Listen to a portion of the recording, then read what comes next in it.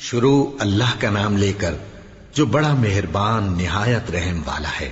وہ قادر مطلق جو ہر خامی سے پاک ہے، ایک رات اپنے بندے کو مسجد حرام یعنی خانہ کعبہ سے مسجد اقصی یعنی بیت المقدس تک، جس کے چاروں طرف ہم نے برکتیں رکھی ہیں، لے گیا تاکہ ہم اسے اپنی قدرت کی نشانیاں دکھائیں۔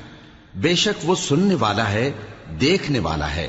اور ہم نے موسیٰ کو کتاب عنایت کی تھی اور اس کو بنی اسرائیل کے لیے رہنما مقرر کیا تھا کہ میرے سوا کسی کو کارساز نہ ٹھہرانا۔ اے ان لوگوں کی اولاد جن کو ہم نے نوح کے ساتھ کشتی میں سوار کیا تھا، بے شک نوح ہمارے شکر گزار بندے تھے۔ اور ہم نے کتاب میں بنی اسرائیل سے کہہ دیا تھا کہ تم زمین میں 2 دفعہ فساد مچاؤ گے اور بڑی سرکشی کرو گے۔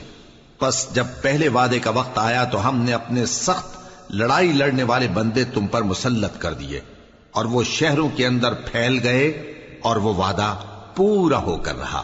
پھر ہم نے دوسری بار تم کو ان پر غلبہ دیا اور مال اور بیٹوں سے تمہاری مدد کی اور تم کو جماعت کثیر بنا دیا۔ اگر تم نیکوکاری کرو گے تو اپنی جانوں کے لیے کرو گے، اور اگر اعمال بد کرو گے تو ان کا وبال بھی تمہاری ہی جانوں پر ہوگا۔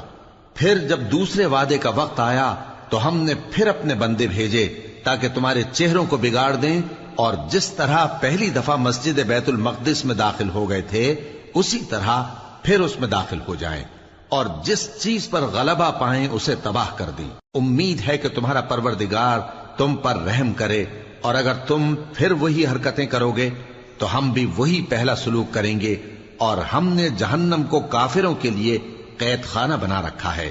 یہ قرآن وہ رستہ دکھاتا ہے جو سب سے سیدھا ہے، اور مومنوں کو جو نیک عمل کرتے ہیں بشارت دیتا ہے کہ ان کے لیے اجر عظیم ہے، اور یہ بھی بتاتا ہے کہ جو آخرت پر ایمان نہیں رکھتے ان کے لیے ہم نے دکھ دینے والا عذاب تیار کر رکھا ہے۔ اور انسان جس طرح جلدی سے بھلائی مانگتا ہے اسی طرح برائی مانگتا ہے، اور انسان بڑا جلد باز ہے۔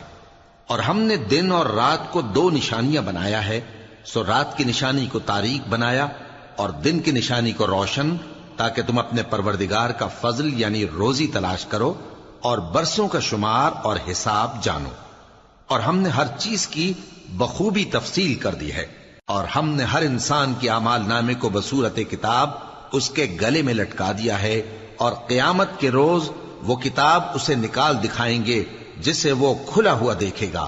کہا جائے گا کہ اپنی کتاب پڑھ لے، تو آج اپنا آپ ہی حساب کرنے والا کافی ہے۔ جو شخص ہدایت اختیار کرتا ہے تو اپنے لیے اختیار کرتا ہے، اور جو گمراہ ہوتا ہے تو گمراہی کا ضرر بھی اسی کو ہوگا۔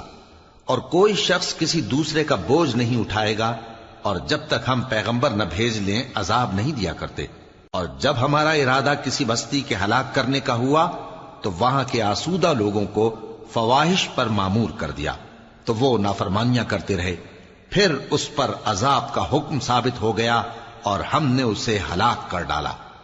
اور ہم نے نوح کے بعد بہت سی امتوں کو ہلاک کر ڈالا، اور تمہارا پروردگار اپنے بندوں کے گناہوں کو جاننے اور دیکھنے والا کافی ہے۔ جو شخص دنیا کی آسودگی کا خواہش مند ہو تو ہم اس میں سے جسے چاہتے ہیں اور جتنا چاہتے ہیں جلد دے دیتے ہیں۔